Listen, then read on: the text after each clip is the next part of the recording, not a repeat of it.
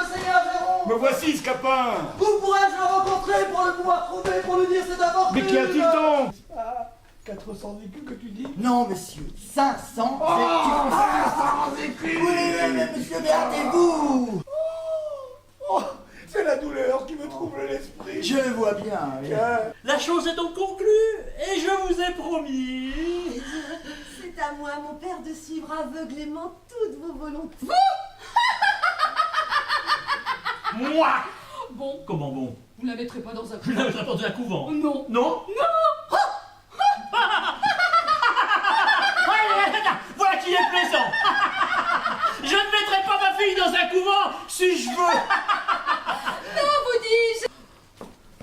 Oh là, Toinette! Madame. Pourquoi donc est-ce que vous mettez mon mari en colère? Vous l'aimez donc? Oui, d'une ardeur extrême. Et selon l'apparence, il vous aime de même. Je le crois. C'est un bien fleuri.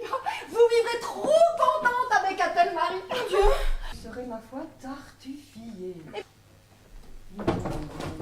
Hors d'ici tout à l'heure et qu'on ne réplique pas. Oh là, que l'on détale de chez moi. Maître juré filou, des gibrés de potence. Sors vite encore une fois. Bon, eh bien, je sors. Attends.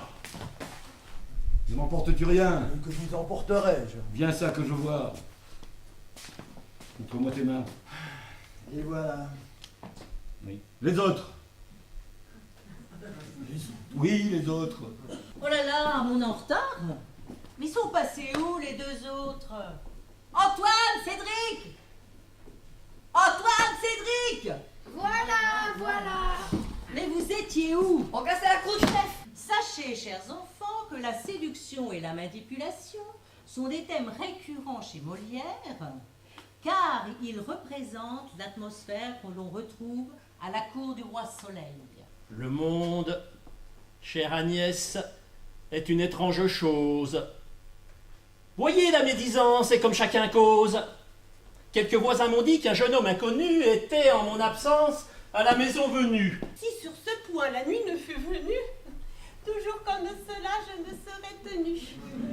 Et là, si vous saviez comme il était ravi, comme il perdit son mal sitôt que je le vis.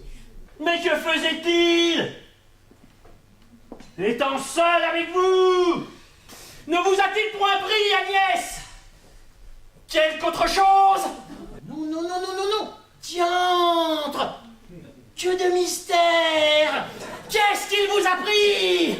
Je viens de voir pour mes péchés cette méchante rhapsodie de l'école des femmes. Je suis encore en défaillance du mal de cœur que cela m'a donné, et je pense que je n'en reviendrai de plus de 15 jours. Voyez un peu comme les maladies arrivent sans qu'on y songe. Il a une obscénité qui n'est pas supportable. Comment dites-vous ce mot-là, madame? Obscénité, madame. Oh mon Dieu! Obscénité! Oh, je ne sais ce que ce mot-là veut dire, mais je le trouve le plus joli du monde. Vous voyez comme votre sang prend mon parti. Eh mon Dieu, c'est une causeuse qui ne dit pas ce qu'elle pense. N'y vous y fiez pas beaucoup si vous voulez m'en croire. On a fermé en dedans et je ne sais comment nous ferons. Appelez le garçon qui couche là. Colin! Colin!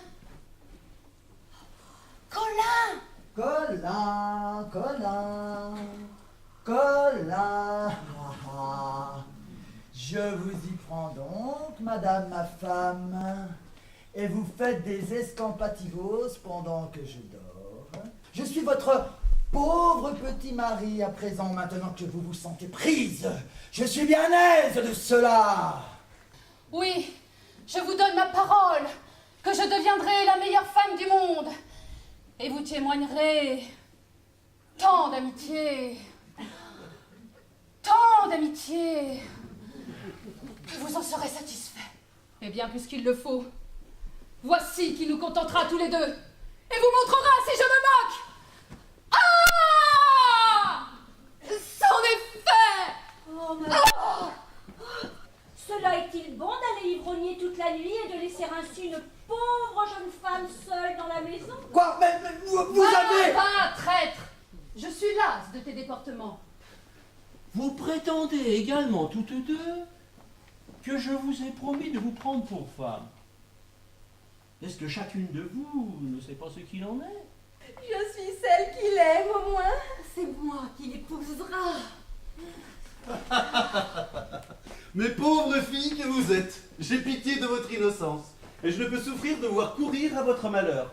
Mais croyez-moi l'une et l'autre, ne vous amusez pas à tous ces contes que l'on vous fait, et demeurez dans votre village. Est-il bien nécessaire vraiment de dépenser autant d'argent pour vous graisser le museau? Mais dites-moi un peu ce que vous avez fait à ces messieurs, que je les vois sortir avec tant de froideur. Nous en venir de but en blanc à l'union conjugale, ne faire l'amour qu'en faisant le contrat du mariage et prendre justement le roman par la queue. Comment est-ce qu'on peut souffrir la pensée de coucher contre un homme vraiment nu? Et nous prenions grand soin de nous dire entre nous ce que nous entendrons, vous de moi et moi de vous. Il est une saison pour la galanterie, il en est une propre à la pruderie.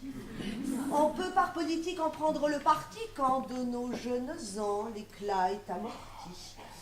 Certes, vous vous targuez d'un bien faible avantage et vous faites sauter terriblement votre âge.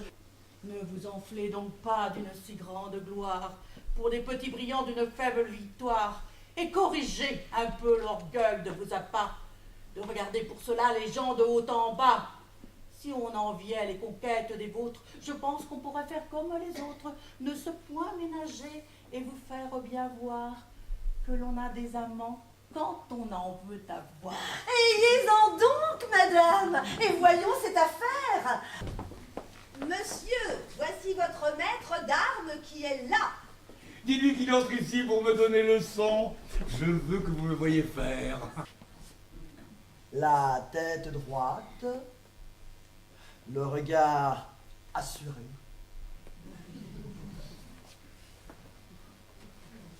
Allons, monsieur, touchez-moi. Monsieur, un saut en arrière, une, deux, en garde, monsieur, en garde. Vous faites des merveilles.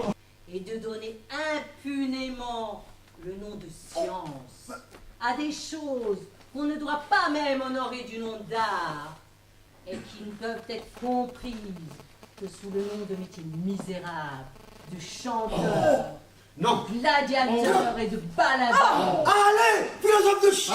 Allez, litre de pedant. Bête de l'animal.